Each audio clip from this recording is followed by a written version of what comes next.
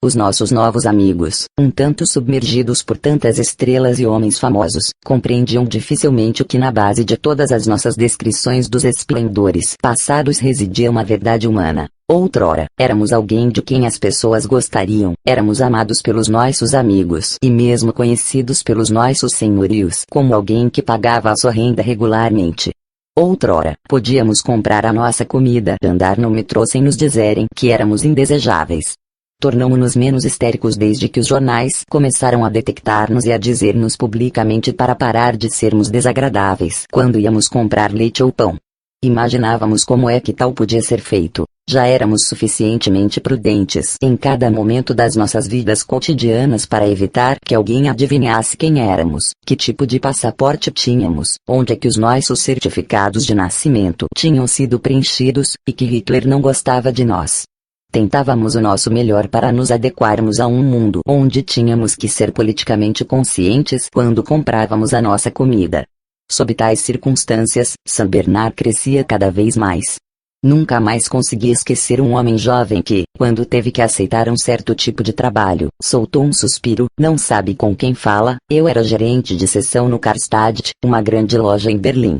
Mas também há o desespero profundo do homem de meia-idade que, indo através de turnos incontáveis de diferentes comitês para ser salvo, exclamou finalmente, e aqui ninguém sabe quem eu sou.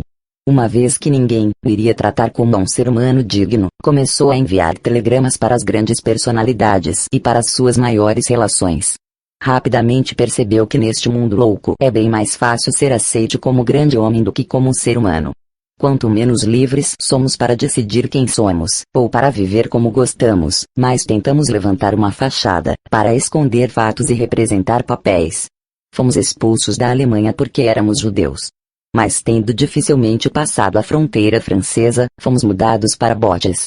Disseram-nos mesmo que tínhamos que aceitar esta designação se fôssemos realmente contra as teorias raciais de Hitler. Durante 7 anos representamos o papel ridículo de tentar ser franceses, pelo menos, cidadãos prospectivos, mas no início da guerra fomos mesmo assim internados como bodes.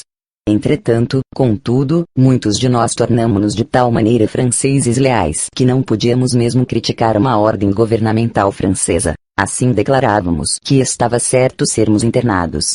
Fomos os primeiros prisioneiros voluntários que a história alguma vez viu.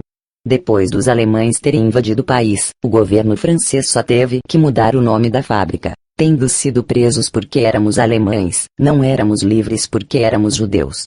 É a mesma história em todo o mundo, repetidas vezes. Na Europa os nazis confiscaram a nossa propriedade, mas no Brasil tínhamos que pagar 30% da nossa saúde, como a maioria dos membros leais do Bund der Ausländischen. Em Paris não podíamos sair das nossas casas depois das 8 horas porque éramos judeus, mas em Los Angeles estávamos sob restrições porque éramos inimigos aliados. A nossa identidade mudava tão frequentemente que ninguém conseguia descobrir quem éramos de fato. Infelizmente, as coisas não pareciam melhores quando nos encontrávamos com judeus.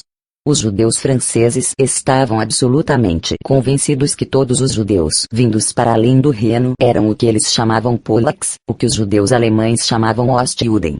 Mas esses judeus que vinham da Europa de Leste não podiam concordar com os seus irmãos franceses e chamavam os Yaiks.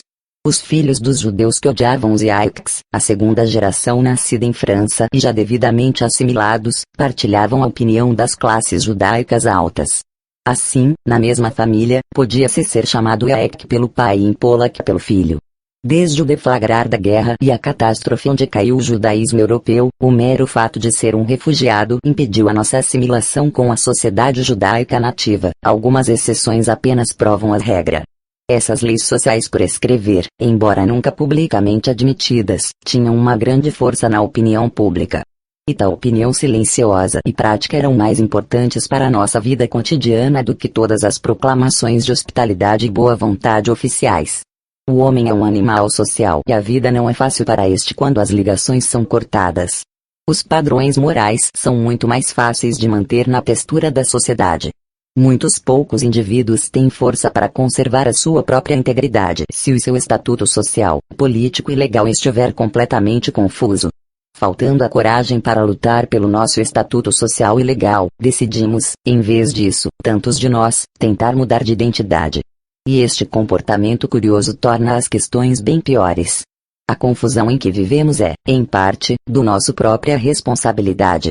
Um dia alguém irá escrever a verdadeira história da imigração judaica da Alemanha, e teria que começar com a descrição desse Sr. Kohn, de Berlim, que sempre havia sido alemão a 150%, um alemão superpatriota.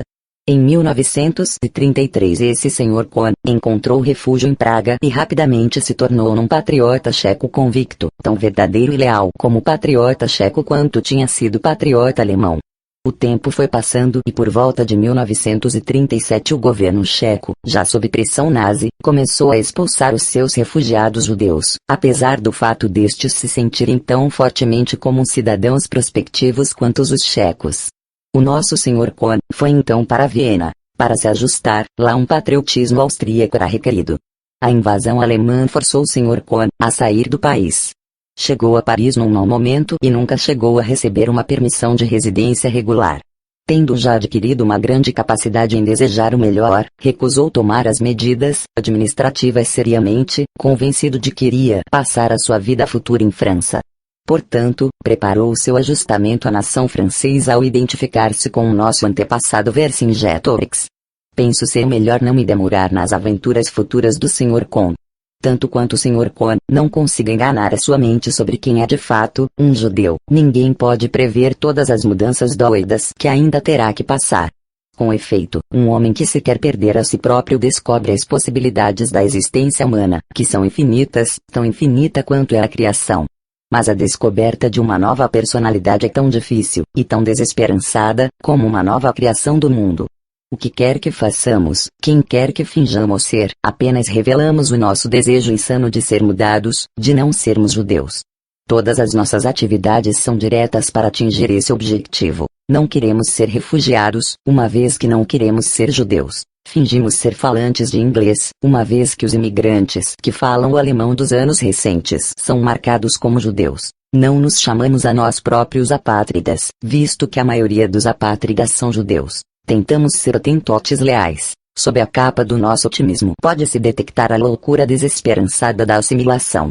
A palavra assimilação recebe um significado filosófico profundo, conosco da Alemanha. A assimilação não significa o necessário ajustamento ao país onde aconteceu termos nascido e ao povo cuja língua aconteceu falarmos. Ajustamo-nos, em princípio, a qualquer coisa e a qualquer pessoa. Esta atitude tornou-se bastante clara para mim uma vez pelas palavras de um dos meus compatriotas que, aparentemente, sabia como expressar os seus sentimentos. Tendo acabado de chegar à França, encontrou uma dessas sociedades de ajustamento nas quais os judeus alemães afirmavam uns aos outros que já eram franceses. No seu primeiro discurso disse: "Fomos bons alemães na Alemanha e portanto teremos que ser bons franceses em França." O público aplaudiu entusiasticamente e ninguém riu. Estávamos contentes por termos aprendido como provar a nossa lealdade. Se o patriotismo era uma questão de rotina ou de prática, devíamos ser o povo mais patriótico do mundo. Voltemos ao nosso Sr. Kohn. Certamente que ele bateu todos os recordes. Ele é aquele imigrante ideal que sempre, em cada país para onde o seu terrível destino levou, vê prontamente e ama as montanhas nativas. Mas, uma vez que o patriotismo ainda não se acredita que seja uma questão de prática, é difícil convencer as pessoas da sinceridade das nossas repetidas transformações. Os nativos, confrontados com tais seres estranhos que somos, tornam-se desconfiados. Do seu ponto de vista, como regra, apenas uma lealdade para com os nossos antigos países é compreensível. Isto torna a vida muito amarga para nós. Talvez possamos ultrapassar essa desconfiança se explicarmos que, sendo judeus, o nosso patriotismo nos nossos países originais tinha um aspecto particular. Embora fosse realmente sincero e profundamente enraizado. Escrevemos grandes volumes para o provar. Pagamos a uma burocracia inteira para explorar a sua antiguidade e para o explicar estatisticamente. Tivemos acadêmicos que escreveram dissertações filosóficas sobre a harmonia predestinada entre judeus e franceses, judeus e alemães, judeus e húngaros, judeus e... A nossa tão frequente lealdade suspeita de hoje tem uma longa história. É a história de 150 anos de judaísmo assimilado que praticou uma façanha sem precedentes. embora provando sempre seu não-judaísmo, tiveram mesmo assim sucesso em permanecer judeus. A confusão desesperada dos viajantes à maneira de Ulisses que, ao contrário dos seus grandes protótipos, que não sabem quem são, é facilmente explicado pela sua perfeita mania em recusar manter a sua identidade. Esta mania é bem mais antiga do que os últimos 10 anos, o que revela a profunda absurdidade da nossa existência. Somos como pessoas com uma ideia fixa que não conseguem parar de disfarçar um estigma imaginário.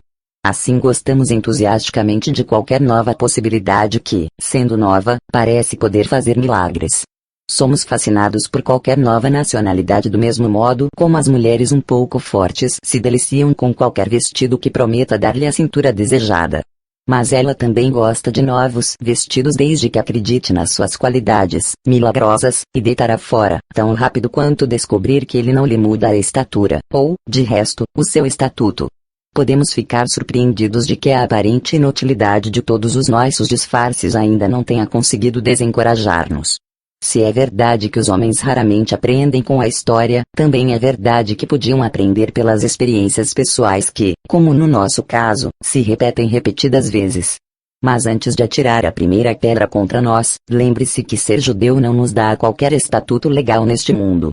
Se tivéssemos que começar por dizer a verdade de que não somos nada para além de judeus, tal significaria que nos expomos ao destino dos seres humanos que, não protegidos por qualquer lei ou convenção política específica, não são mais do que seres humanos. Dificilmente consigo imaginar uma atitude mais perigosa, desde que vivemos realmente num mundo no qual seres humanos, enquanto tais, deixaram de existir há já algum tempo. Desde que a sociedade descobriu a discriminação como a maior arma social através da qual pode-se matar um homem sem derramar sangue, desde que passaportes ou certificados de nascimento e algumas vezes até recibos de impostos, não são mais papéis formais, mas fatos de distinção social. É verdade que a maioria de nós depende dos estatutos sociais. Perdemos confiança em nós próprios se a sociedade não nos aprovar. Estamos, e sempre estivemos, prontos para pagar qualquer preço para sermos aceites em sociedade. Mas também é igualmente verdade que muitos poucos entre nós que tentaram ter sucesso sem todos estes truques e piadas de ajustamentos e assimilação pagaram um preço bem mais alto do que podiam pagar. Puseram em perigo as poucas hipóteses que até os fora da lei têm num mundo de pernas para o ar. A atitude dos poucos que, seguindo Bernard Lazare, poderíamos chamar párias conscientes, pode ser explicada por acontecimentos recentes isolados tais como a atitude do nosso Sr. Cohen que tentou por todos os meios ser socialmente bem-sucedido. Ambos são filhos do século XIX que, não conhecendo foras da lei políticos ou legais, conheciam apenas párias sociais e a sua contrapartida, parvenis sociais. A história judaica moderna, tendo começado com judeus de tribunais e continuado com milionários e filantropos judeus, é apta a esquecer essa outra ameaça para a tradição judaica, a tradição de Heine, Rael Weinhagen, Sholom Aleichem, Bernard Lazare, Franz Kafka, ou até Charles Chaplin. É a tradição de uma minoria de judeus que não quiseram ser socialmente bem-sucedidos, que preferiam o estatuto de parecôncio. Todas as qualidades judaicas vangloriadas, o coração judaico, humanidade, humor, inteligência desinteressada, são qualidades párias. Todas as falhas judaicas, falta de tato, estupidez política, complexos de inferioridade e avareza, são características dos socialmente bem-sucedidos. Foram sempre judeus que não pensaram que valeria a pena mudar a sua atitude humana e a sua intuição natural para a realidade estreita dos espíritos castos ou da irrealidade das transações financeiras. A história forçou-nos o estatuto sobre ambos, sobre os párias e o Pavini igualmente. O último ainda não aceitou a grande sabedoria de Balzac, não alcançamos duas vezes. Assim não compreendem os sonhos selvagens do primeiro e sentem-se humilhados ao partilhar o seu destino. Esses poucos refugiados que insistem em contar a verdade, até o ponto da indecência, ganham em contrapartida pela sua impopularidade uma vantagem sem preço. A história não é mais um livro fechado para eles e a política não é um privilégio dos gentios. Sabem que o banimento do povo judeu da Europa foi seguido pelo banimento da maioria das nações europeias. Os refugiados fogem de país para país representando a vanguarda dos seus povos, se mantiverem a sua identidade. Pela primeira vez a história judaica não está separada mas entrelaçada com a de todas as nações europeias. O Comitê dos Povos Europeus perdeu o controle porque permitiu que o seu membro mais fraco fosse excluído e perseguido.